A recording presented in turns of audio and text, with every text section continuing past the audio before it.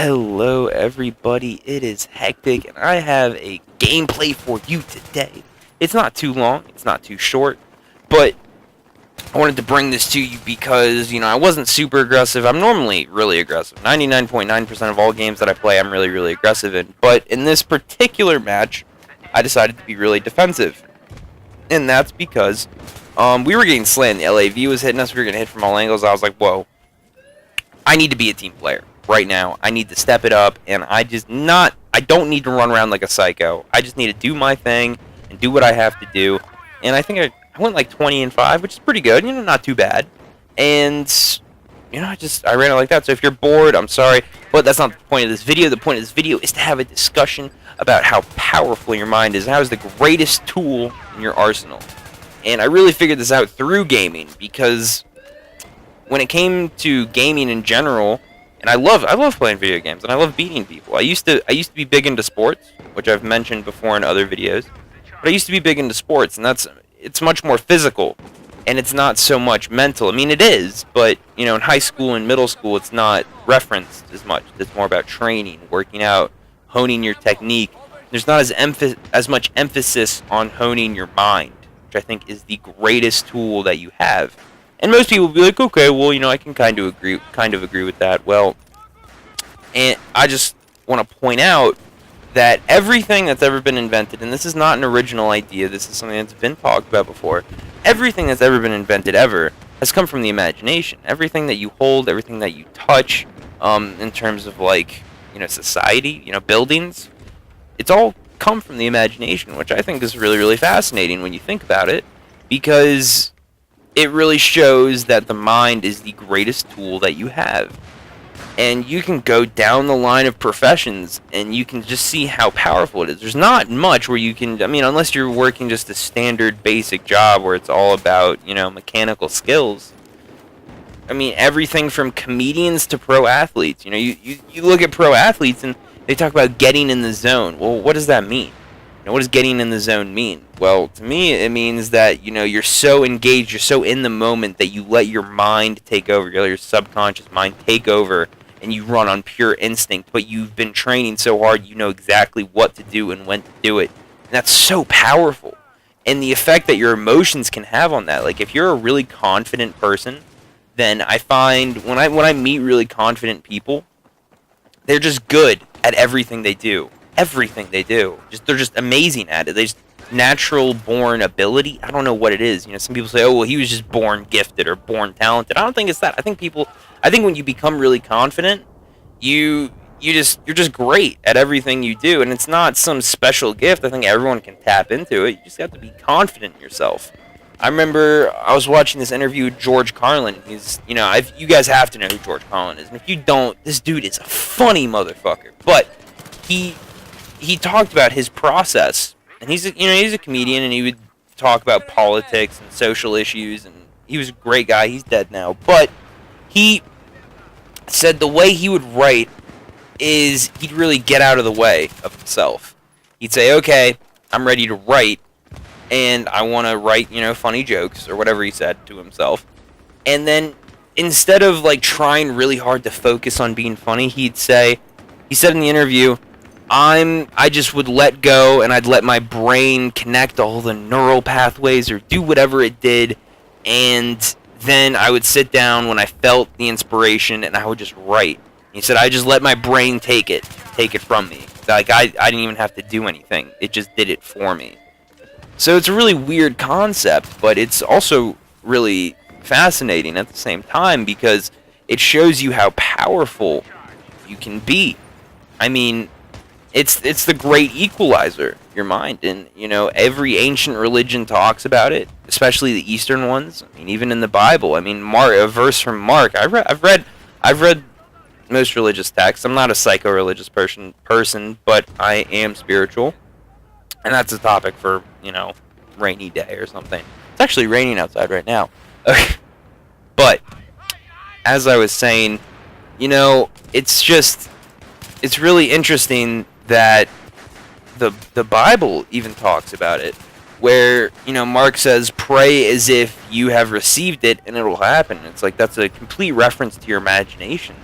And I found that really fascinating.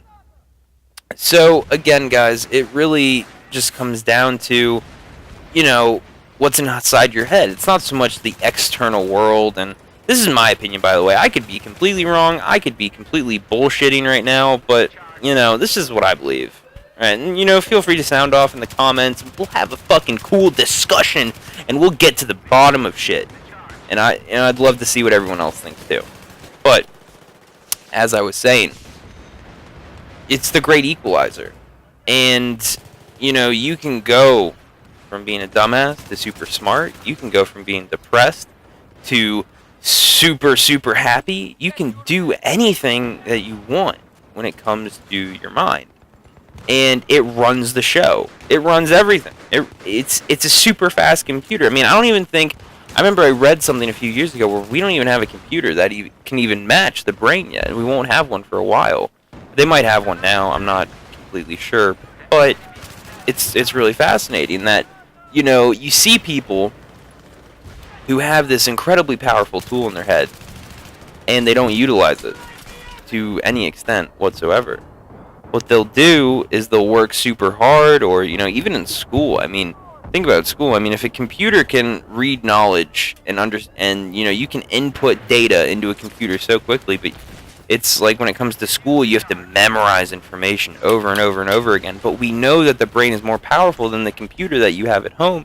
It's so silly to me that people work so hard at school and whatever their craft is, and then they end up not being good at it for whatever reason, or they have self-confidence issues, or, you know, issues about their image, or whatever it is. And it's so silly to me. It's just always been really silly to me, and it's a really silly concept when you have the potential to do anything that you want. Anything that you want. You choose not to. And just because it's either hard, or you're critical of yourself, or what have you.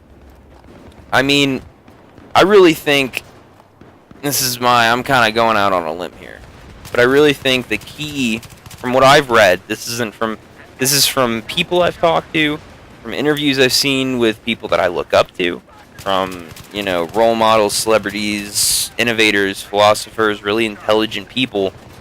You know, the key to really unlocking, you know, your mind and, like, going the distance is the way you feel about yourself.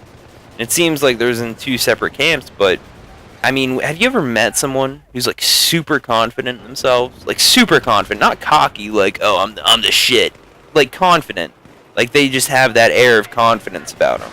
And they're just good at everything they touch. Like, they just seem like they have this, like, natural born gift. I think it comes from confidence. And I don't think that's something that you're born with. I think it's something that you can create in your head.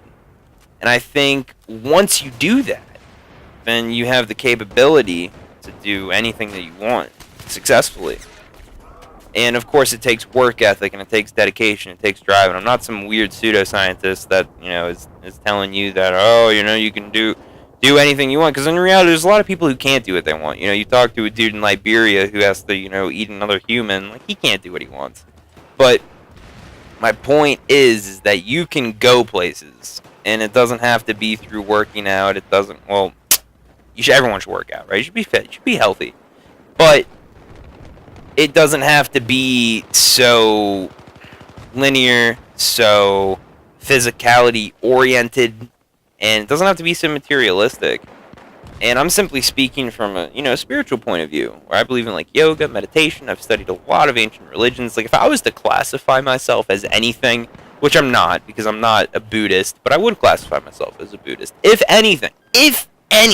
But I'm not, because there's a lot of aspects of Buddhism that I don't agree with. But for the most part, they make some pretty good and valid points, in my book, in my opinion. And my basic point is that if you feel like you can do something, then you really can. Anything that you can dream of doing, I feel like you can do it. And this video is inspired because of that addiction video that I just did. And when you come from a place of being really depressed, and I've been really depressed before. I mean, I can say that. I've been really depressed before. When you come from that place, and then you feel really good about yourself, it's like light and day, and you feel like you can do anything. And you can hold on to that and be consistent with it. You just got to go hard on yourself. Anyway, guys, I really enjoyed doing this video. Talk to me, connect with me, Give me an online hug and let's discuss and let's get to the bottom of things. Anyways, I'm out. It's been fun. It's been real. Take it easy and have a fucking awesome day, you beautiful freaks. Peace.